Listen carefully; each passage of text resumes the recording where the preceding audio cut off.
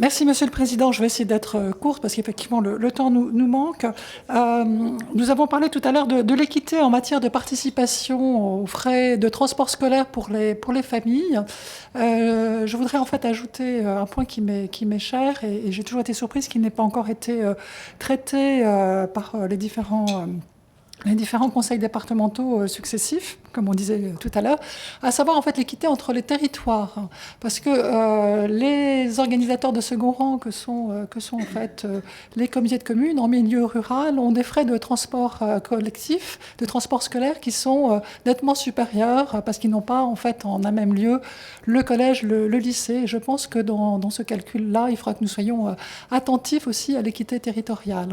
Et puis, je voudrais en fait aussi rebondir sur le propos de Madame Auger, une fois encore, qui nous parlait du transport vers les forums des métiers organisés par les collèges.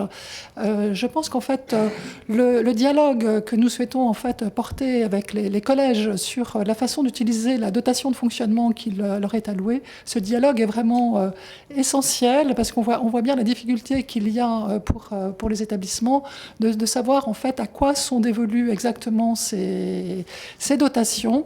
Et j'ai pu observer dans les différents conseils d'administration auxquels j'ai assisté que trop souvent, cette dotation de fonctionnement est utilisée pour des dépenses d'investissement.